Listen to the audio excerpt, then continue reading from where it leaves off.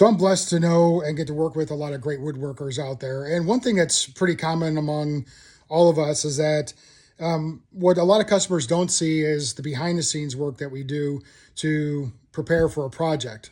So we spend a lot of time with the customer trying to get design ideas, work out the specific details about what they really want. And as we're listening to them, we're thinking through what is that going to mean for the production process. And then once we get all those specs nailed down, some of us go right into building, but a lot of us go right into testing, a lot of testing. So what a lot of customers don't get to see is all the work that's going on behind the scenes. Now, these are all the various tests that we did for the Carmel Clay History Museum's time capsule. And just to give you a little flavor, this isn't all of them, and some of them are multiple sides. But just to give you a flavor of some of the testing, so across the top here are all the different font tests that we did. We tested out different font sizes, different font styles. We tested different types of wood. So this is white oak, this is black walnut, this is cherry. These two here are maple. I even tested on some plywood. This is actually the first test we did just to get comfortable with some of the fonts and not sacrifice any good wood. We just used some scrap plywood to try out some different fonts and see that if it was going to work well on plywood, then it'd probably work well on some of these nicer materials. And then after we were kind of going back and forth on fonts, you can see some of these are double-sided. We tried different fonts, maximize the use of all these different pieces of material. But as we went through all these, it gives us specifications that we can give back to the customer. So when we start narrowing down what font we're going to use and what size in order to fit as much information and text as possible on the quote-unquote document, because in this project, the customer wanted to engrave all the letters onto wood because paper turns yellow and becomes brittle. And we're talking about 50 years. It's going to be 50 years before that time capsule's open. So we wanted it to last, and wood has that opportunity to last that long with a good finish on it that's going to protect that wood. So we finally came down to a font and a font size, and then we give that spec back to the customer, and we let them know, well, this is about how much text is going to fit on a document at this font size. Now, the font size on the CNC and the laser is going to be a bit different than the font size you would actually have in Microsoft Word or any other kind of document editing tool. So we give them some spec. We kind of do some playing around to get the size of font inside of Microsoft Word to match what the machine is actually going to be producing on the wood itself. That took a couple weeks. And now in this case, the customer, we were engaged directly with them. We did a lot of back and forth and great collaboration. I mean, that was going off on a tangent, but that was one of the best parts of that project. It wasn't just the opportunity to make something that's going to be outliving most of us involved in it and be part of future history. But the best part was the collaboration, the going back and forth, the sharing of ideas, the give and take. That was the best part of that whole project. And I truly appreciate that about Andy and about the team there. So, but as we worked through the fonts, instead of engraving, we actually ended up with this, which is laser engraving. So instead of machining and CNC engraving, which uses bits and cuts away material, we decided to use laser, which will burn away material, because it gave us a much cleaner font. We were able to burn deep enough to avoid the font actually wearing away over time. And we give a place for some of the finish to kind of seep in to embed that font deeper into the wood. Like I said, we tested all kinds of species. And then even with the logos that were on the letters, we did several different tests between raster, tracing the graphics, using vector graphics. We tested different finishes for how it is going to affect the wood. We actually developed some finish for this that was actually a time-tested finish that's been around for hundreds of years, if not thousands of years. And it didn't have anything fancy like a lot of our great finishes do today. But it was straight up polymerized linseed oil and polymerized tung oil, which is you run it through a process of heating it over time, maintaining a certain temperature over time, and it creates those polymer or those chains inside of the oil that give it durability and give it longevity. But you can see some of the other tests that we did. We tested with the different trims and the different profiles of the trims, the adornments that were on it. We tried different types of adornments. Even some of the things that we put on the side, we tried out different grain orientations and different materials on that. Other things, we did glue tests. It's like, well, what kind of glue are we going to use? We ultimately went with hide glue, which is again a time-tested glue, been used for thousands of years, used in furniture and allows for repairs later in time if needed.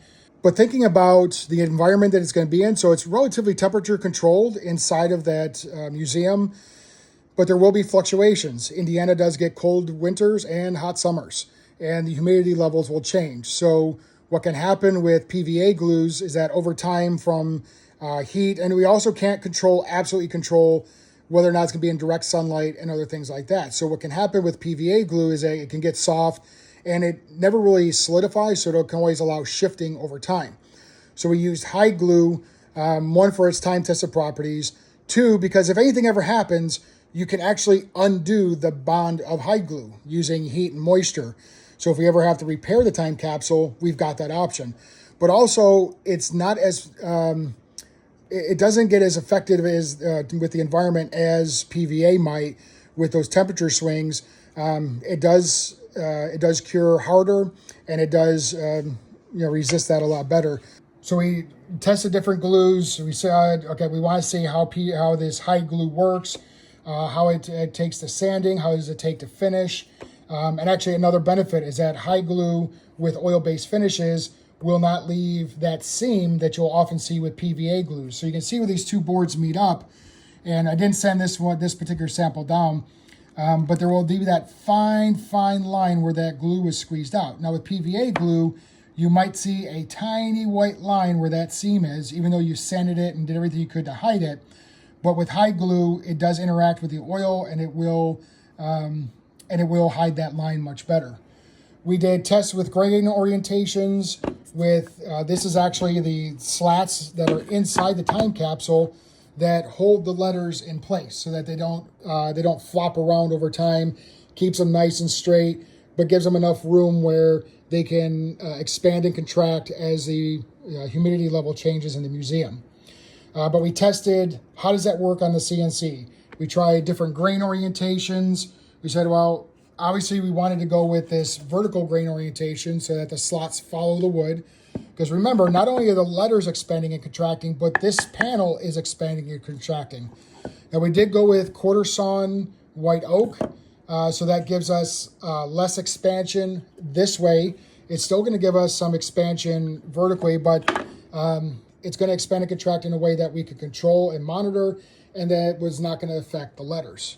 We tested different types of chamfers and decorative edges on the material. We tested how is the oak going to take to CNC milling to make logos. Now that's our logo. That was the first test. It's like something simple, something I already have converted. But then we tested the actual front of the different ways of doing the engraving the front of the time capsule. This was actually on some scrap maple. We were testing bit depths. We were testing tear out. You can see here some other tests. This one obviously failed with the placement because we measured this to be the exact size of the front of the time capsule, and we wanted to test the designs.